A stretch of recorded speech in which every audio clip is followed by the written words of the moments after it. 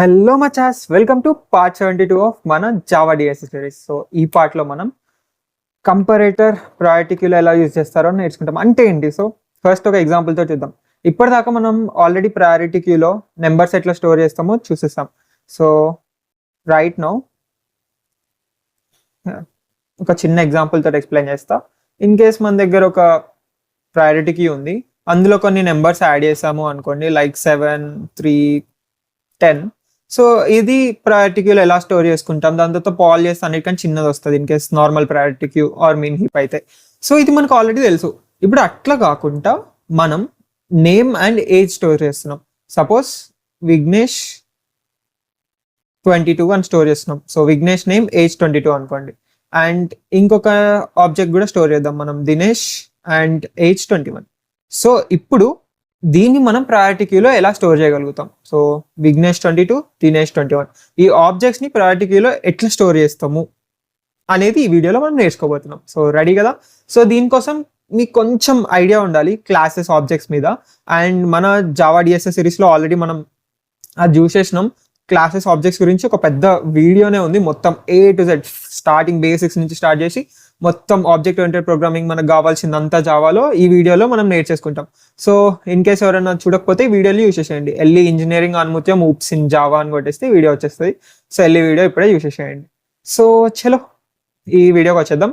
So ఇప్పుడు మనం objects ని ప్రయారిటీ క్యూలో ఎలా స్టోర్ చేస్తాం? సో డైరెక్ట్ కోడ్ ఎగ్జాంపుల్ తోటి చూసేద్దాం. So online Java compiler open చేయండి. ఫస్ట్ లైన్లో ఇంపోర్ట్ java.util.start రాసేసి సో ఫస్ట్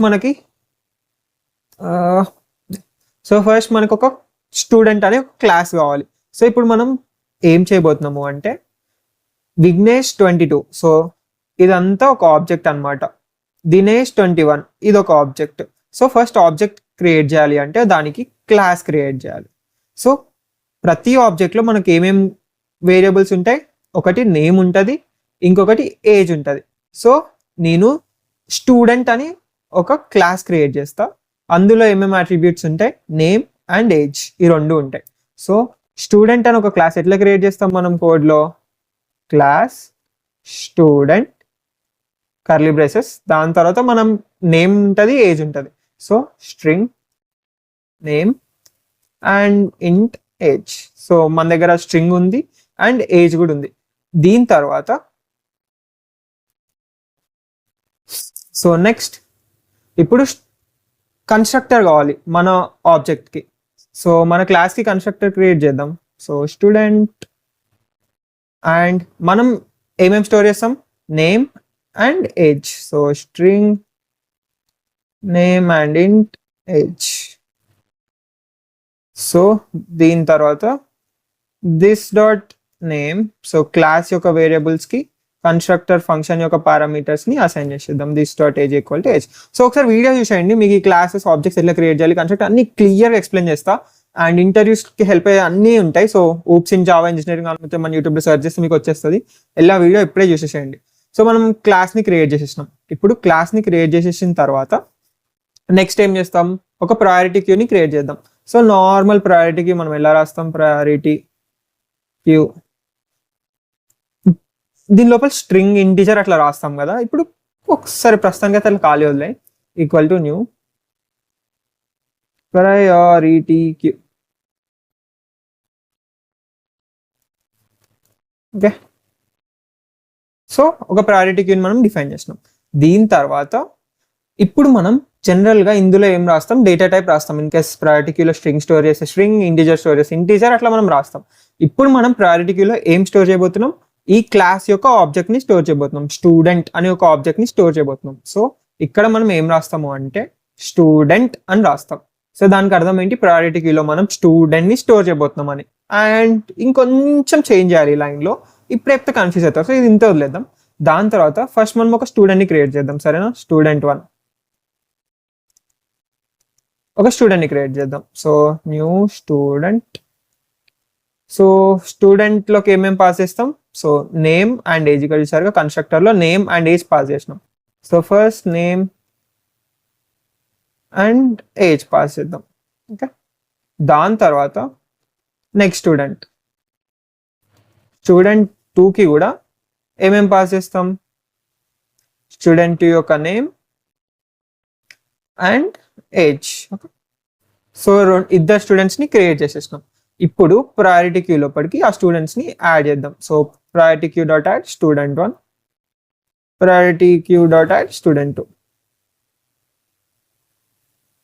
సో బేసికల్గా ఇప్పుడు మనం ఏం చేసినాము అంటే, మన దగ్గర ఒక ప్రయారిటీ క్యూ ఉంటే ఆ ప్రయారిటీ క్యూలో మనం వీళ్ళిద్దరిని యాడ్ చేసేసినాం అనమాట. సో మన దగ్గర ప్రయారిటీ క్యూ ఉంటే దాంట్లో విఘ్నేష్ 22 అనే ఒక ఆబ్జెక్ట్ని, దినేష్ 21 అని ఇంకో ఆబ్జెక్ట్ని ప్రయారిటీ క్యూలోకి యాడ్ చేసినాం. దాని తర్వాత మనం ప్రయారిటీ క్యూ నుంచి మనం పాల్ చేద్దాం. సో ఒకటి పీకేద్దాం. So priority queue dot poll. So priority queue dot poll అనేసి దాని తర్వాత ప్రింట్ చేద్దాం మనం. Okay, so system dot out dot println temp dot name. So poll చేసిన స్టూడెంట్స్ యొక్క నేమ్ని మనం ప్రింట్ చేద్దాం. సో ఇప్పుడు బేసికల్గా మన దగ్గర వీళ్ళు ఈ ప్రయారిటీ క్యూ నుంచి పాల్ చేస్తాం. సో పాల్ చేస్తే ఈ ఆబ్జెక్ట్ రావాలా? సో బేసికల్గా ప్రయారిటీ క్యూ అంటే ఏంటి? బై డిఫాల్ట్ అది మిన్ హీప్ అవుతుంది. సో జనరల్గా మనం ఇంటీజర్ స్టోర్ చేసినాము అనుకో, సో ఇదే బదులు, సో ఇన్ కేస్ ప్రయారిటీ క్యూలో మనం 22, 21 స్టోర్ చేసినాం ప్రయారిటీ క్యూలో, అప్పుడు ఏమవుతుంది? మిన్ హీప్ కాబట్టి నార్మల్ బై డిఫాల్ట్ 21 వచ్చేస్తుంది అనమాట. పీక్యూ డాట్ పాల్ చేస్తే 21 వస్తుంది. కానీ ఇప్పుడు మన దగ్గర ఆబ్జెక్ట్స్ ఉన్నాయి కదా, రెండు ఆబ్జెక్ట్స్ ఉన్నాయి. ఈ ఆబ్జెక్ట్స్లో ఏది చిన్నది అని ప్రయారిటీ క్యూకి ఎట్లా తెలుస్తుంది? అంతే కదా, ఈ 22, 21 ఇంటీజర్స్, సో దానికి తెలుసు 21 చిన్నది అని. సో మా ఇన్ కేస్ ఆబ్జెక్ట్స్ స్టోర్ చేస్తే ప్రయారిటీ క్యూలో ఏది చిన్నది అని ప్రయారిటీ క్యూకి ఎట్లా తెలుస్తుంది? సో తెలియాలి కదా. కాబట్టి ఇన్ కేస్ ఇట్లనే కోడ్ రాసి స్టాండ్ కొట్టినాం అనుకో, మనకి ఎర్రర్ వస్తుంది. అసలు నేను దేన్ని కంపేర్ చేయాలి అని దానికి అర్థం కాదు. సో దానికంటే ముందు స్టూడెంట్ స్పెల్లింగ్ తప్పనమాట. సో స్టూడెంట్, సో దానికి అర్థం కాదు అసలు దేనితో కంపేర్ చేయాలి, ఈ రెండిట్లో చిన్నది ఏంటి అని. సో అందుకు అది ఎర్రర్ ఇస్తుంది, కంపారబుల్ అని ఎర్రర్ ఇస్తుంది. సో ఈ ఎర్రర్ అంతా ఇప్పుడు అర్థం చేసుకోవడం ఏం అవసరం లే. సో బేసికల్గా ఈ కోడ్ కంప్లీట్ కాదనమాట. సో ఇప్పుడు మనం దానికి చెప్పాలి, ఈ ఆబ్జెక్ట్లో నువ్వు దీన్ని కంపేర్ చెయ్యి అని. సో బేసికల్గా నేను ఇప్పుడు మనం మన ఇష్టం ఏం చేద్దాం ఈ ఆబ్జెక్ట్స్లో అంటే, ఏజ్ని కంపేర్ చేద్దాం మనం ఈ రెండు ఆబ్జెక్ట్స్లో. సో దేని యొక్క ఏజ్ అయితే చిన్న ఉందో దాన్ని ఫస్ట్ పాల్ చేసేసి అని చెప్దాం. ఓకేనా? సో దేని యొక్క ఏజ్ అయితే చిన్న ఉందో దాన్ని పాల్ చేసేసి అని చెప్తాం. సో దానికోసం కోడ్ ఎట్లా రాస్తాము అంటే, ఫస్ట్ కోడ్ రాస్తా, అర్థం కాకపోయినా ఇట్స్ ఓకే, నెక్స్ట్ ఎక్స్ప్లెయిన్ చేస్తా. ఫస్ట్ యాక్షన్ చూద్దాం, అంటే అసలు అది ఎట్లా పనిచేయడాన్ని చూద్దాం. So a.age minus b.h. Okay, ఇప్పుడు మీకు ఇది అర్థం ఎక్స్ప్లెయిన్ చేస్తా. సో జస్ట్ చూడండి, ఎర్రర్ వచ్చింది కదా, ఇప్పుడు నేను రన్ చేసి చూపిస్తా. రన్ చేసి చూపించిన తర్వాత దినేష్ అని వచ్చేసింది అవుట్పుట్, చూసారా? దినేష్ అని వచ్చింది. సో దానికి అర్థం ఏంటి అంటే, pq డాట్ పాల్ చేసినప్పుడు ఈ రెండు ఆబ్జెక్ట్స్లో విఘ్నేష్, దినేష్ అని 2 ఆబ్జెక్ట్స్లో ఏజ్ని కంపేర్ చేసింది. సో ఏజ్లో ఈ రెండిట్లో చిన్నదేంటి? 21. సో pq డాట్ పాల్ చేస్తే బై డిఫాల్ట్ మిన్ హీప్ కాబట్టి 21 మనకు వచ్చేసింది అనమాట. అండ్ ఏజ్ని కంపేర్ చెయ్యి అని మనం ఎక్కడ చెప్తున్నాము అంటే, ఇక్కడ చెప్తున్నాం. ఇక్కడ ఎట్లా చెప్తాము అంటే, జనరల్గా ప్రయారిటీ క్యూ ఈ పారెంథసిస్ లోపల మళ్ళీ పారెంథసిస్ ఓపెన్ చేసి 2 వేరియబుల్స్, ఇక్కడ a, b బదులు నేను ఏమన్నా తీసుకోవచ్చు, c, d or c, f అట్లా ఏమన్నా తీసుకోవచ్చు. So c, f, c.h, f.h రెండు సేమ్ అనమాట. అక్కడ ఈ రెండు ఏ వేరియబుల్స్ తీసుకుంటున్నావు ఆ రైట్ సైడ్లో అదే వేరియబుల్స్ వాడాలి. So a, b, c, f అట్లా ఏమన్నా తీసుకోవచ్చు, మన ఇష్టం. సో సింప్లిసిటీ కోసం జనరల్గా a, b తీసుకుంటారు అంతే. ఓకే, సో ఇక్కడ మనం ఏం చెప్తున్నాము అంటే, ఈ ప్రయారిటీ క్యూ లోపల ఉన్న ఆబ్జెక్ట్స్ని నువ్వు కంపేర్ చేసేటప్పుడు, సపోజ్ ఏ అనేది ఒక ఆబ్జెక్ట్, ఏ అనేది స్టూడెంట్ 1, బి అనేది స్టూడెంట్ 2 అనుకో, అప్పుడు నువ్వు ఏం కంపేర్ చేయి అంటే, స్టూడెంట్ 1 యొక్క ఏజ్ని స్టూడెంట్ 2 యొక్క ఏజ్తో కంపేర్ చెయ్యి అని మనం చెప్తున్నాం ఈ లైన్ తోటి. ఓకేనా? సో స్టూడెంట్ 1 యొక్క ఏజ్ మైనస్ స్టూడెంట్ 2 యొక్క ఏజ్ని కంపేర్ చెయ్యి అని చెప్తున్నాం. సో ఇంకా మంచిగా అర్థం కావాలి అంటే మనం ఇంకేమన్నా యాడ్ చేద్దాం. So name, age, height.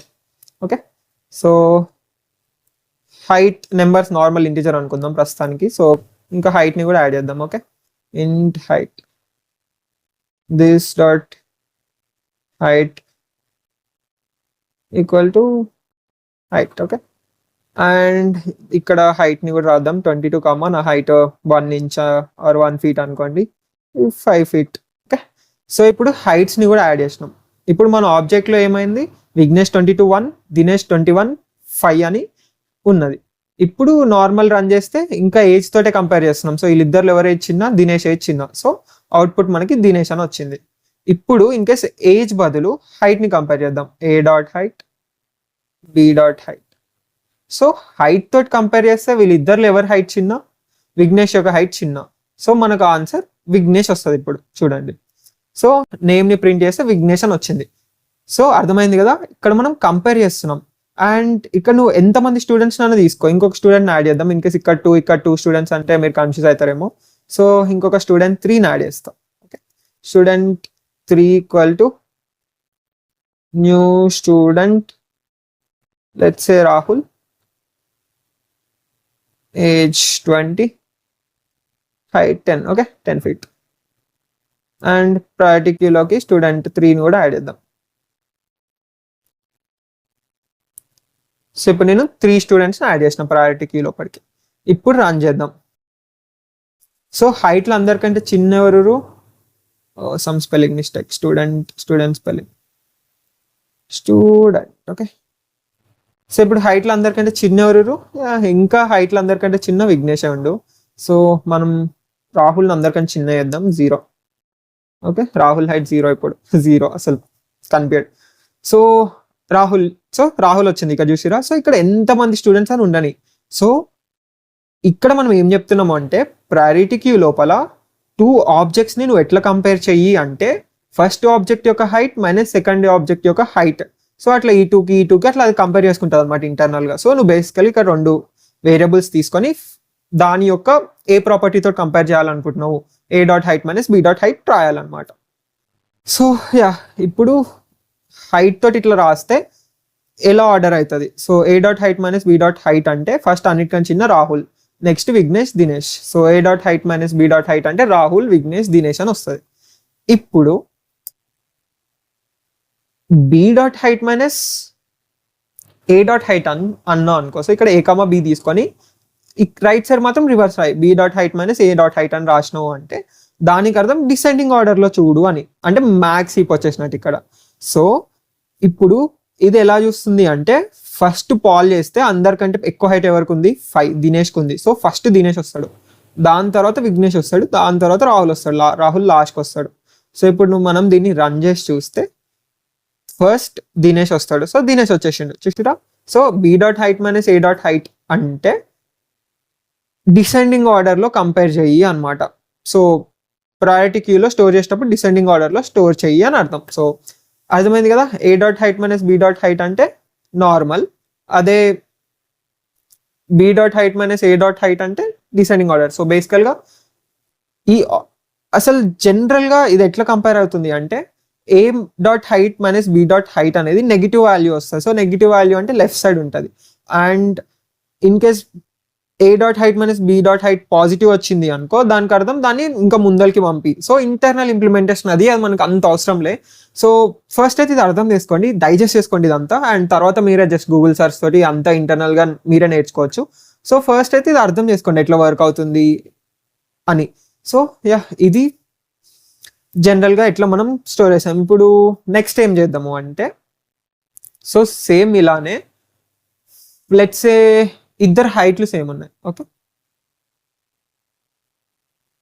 విఘ్నేష్ది కూడా 0 హైట్ ఉంది. ఇప్పుడు ఏం చేస్తుంది, ఇప్పుడు అది జనరల్గా ర్యాండమ్గా ఏదో ఒకటి ఇస్తుంది. సో మనకు అట్లా కాదు కావాల్సింది. సో మనకేం కావాలి అంటే ఇద్దరి హైట్లు సేమ్ ఉన్నాయి అనుకో, అప్పుడు ఏజ్ కంపేర్ చేయి, ఎవరు చిన్న అయితే వాళ్ళని రిటర్న్ చెయ్యి, ప్రింట్ చెయ్యి అని నేను చెప్పాలనుకుంటున్నాను. ఓకేనా. సో ఇప్పుడు నేను ఏం చెప్పాలనుకుంటున్నా, ఇద్దరు హైట్ సేమ్ అయితే అప్పుడు వాళ్ళ ఏజ్ చూడు అని చెప్పాలనుకుంటున్నాను. ఓకే, సో అది నేను ఎట్లా చెప్తా. సో దానికి ఏం చేస్తాము అంటే ఇక్కడ కర్లీ బ్రేస్ పెట్టండి, ఇక్కడ కూడా కర్లీ బ్రేస్ పెట్టండి. సో ఏం చేయలే, so a comma b a dot height minus B dot height అంతే ఉంచి ముందర కర్లీ బ్రేసెస్ పెట్టినాం. ఇప్పుడు కొత్త లైన్కి తీసుకెళ్ళొచ్చు, అదే లైన్లో రాయొచ్చు, జస్ట్ నీట్గా కనిపిస్తుంది కొత్త లైన్ తీసుకెళ్తున్నాం. సో ఇక్కడ నేనేమంటా అంటే if a dot height equal to b dot height. In case A dot height B dot height same అయింది అనుకో, అప్పుడు return a dot age minus B dot age. So ఇప్పుడు ఏం చెప్తున్నా అంటే బేసికల్ ఇక్కడ in case A dot height B dot height same అయింది అనుకో, అప్పుడు ఏజ్ని చూడు, a dot age minus B dot age. In case same కాలేదు అనుకో, ఎల్స్లో ఇది రాసేద్దాం, return a dot height minus B dot height. So ఇప్పుడు బేసికల్గా ఇక్కడ ఏమవుతుంది అంటే ఇన్ కేస్ హైట్ సేమ్ ఉంటే ఏజ్ని కంపేర్ చేయి, లేకపోతే హైట్ని కంపేర్ చేయని చెప్తున్నాం. సో ఈ రిటర్న్ స్టేట్మెంట్ రాయాలి మర్చిపోవద్దు, ఎందుకంటే ఇక్కడ కర్లీ బ్రేస్ యూజ్ చేసినాం కదా. సో రిటర్న్ స్టేట్మెంట్ రాయాలి, ఇంతకుముందు రిటర్న్ రాయలే మనం. సో ఇప్పుడు దీన్ని మనం రన్ చేస్తే ఇప్పుడు వీళ్ళిద్దరిలో ఎవరికి ఏజ్ తక్కువ, రాహుల్. సో అందుకు ఇక్కడ మనకి రాహుల్ అని వచ్చింది అనమాట. సపోజ్ రాహుల్ ఏజ్ మనం పెంచుదాం, 23 చేద్దాం. సో ఇన్ కేస్ ఇద్దరు ఏజ్ సేమ్, హైట్ సేమ్ అయింది కదా, 0 0. సో హైట్ సేమ్ అయినప్పుడు ఇప్పుడు ఎవరిది రావాలి, తక్కువ ఏజ్ విఘ్నేష్. ఇప్పుడు విఘ్నేష్ వస్తుంది, ఎందుకంటే మనం వీళ్ళది పెంచినాం. అండ్ ఇన్ కేస్ దినేష్ యొక్క హైట్ -1 చేసినాం అనుకో, సో ఫస్ట్ హైట్స్ని కంపేర్ చేస్తుంది కదా. సో ఎవరి హైట్ అందరికంటే చిన్న ఉంది, దినేష్ యొక్క హైట్ అందరికంటే చిన్న ఉంది. సో దినేష్ ప్రింట్ అయింది అనమాట. సో ఇది మల్టీ లైన్ రాయచ్చు. ఇక్కడ నీకు నచ్చిన కండిషన్స్ రాసుకోవచ్చు, ఎన్ని ఫెల్స్ అని రాయి, జస్ట్ రిటర్న్ పెట్టు దాని యొక్క ఏజ్ మైనస్ దాని యొక్క ప్రాపర్టీ మైనస్ దీని యొక్క ప్రాపర్టీ అని, అంతే సింపుల్. సో ఇది మల్టీ లైన్. అండ్ నువ్వు దీన్ని సింగిల్ లైన్లో కూడా రాసుకోవచ్చు కావాలంటే, టర్నరీ ఆపరేటర్ పెట్టేసి. సో అది ఎట్లా రాస్తాము, జస్ట్ అదే సింగిల్ లైన్లో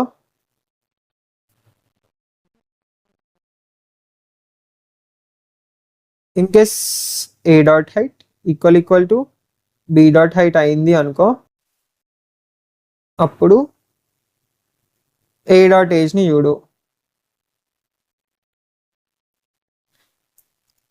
లేకపోతే హైట్ని చూడు.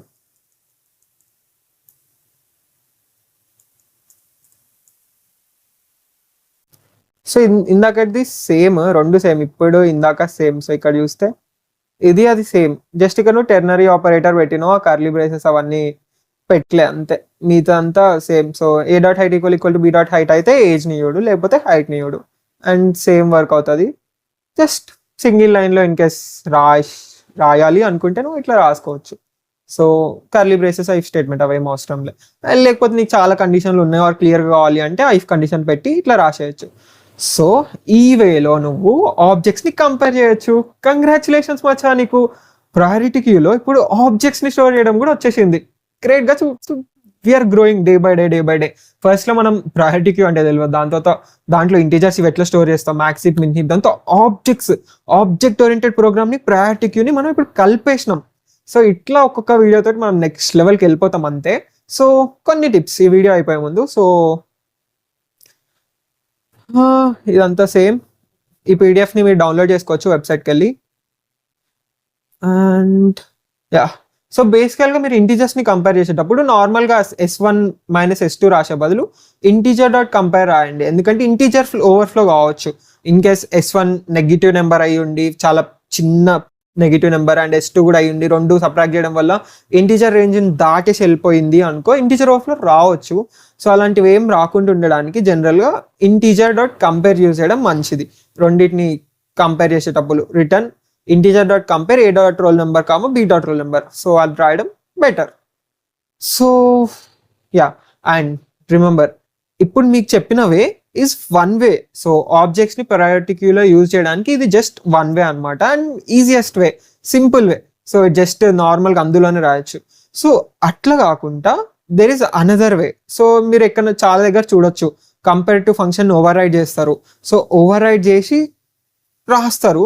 సో బేసికల్గా ఇది ఎట్లా చేస్తారు అంటే, స్టూడెంట్ అనే మనం ఆల్రెడీ క్లాస్ క్రియేట్ చేస్తాం కదా, అదే క్లాస్లో కంపేరిటివ్ అనే ఫంక్షన్కి ఇట్లా ఓవర్ రైడ్ అని పెట్టి, సేమ్ దాని లోపల ఫస్ట్ ఒక అదర్ అని ఇంకొక స్టూడెంట్ని పాస్ చేస్తారు. అందులోకి this dot marks minus other dot marks అనే కండిషన్స్ అన్ని ఇక్కడ రాస్తారు అనమాట.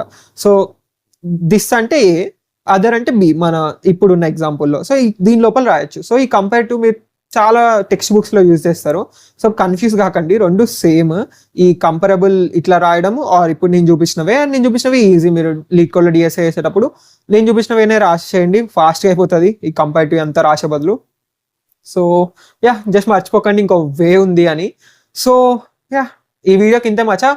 అర్థమైంది అని అనుకుంటున్నా. అర్థమైందో లేదో కింద కామెంట్ సెక్షన్లో చెప్పండి. ఈ వీడియో మీకు ఎలా అనిపించిందో కూడా చెప్పండి. సో మళ్ళీ నెక్స్ట్ వీడియోలో కలుద్దాం. Until then happy coding.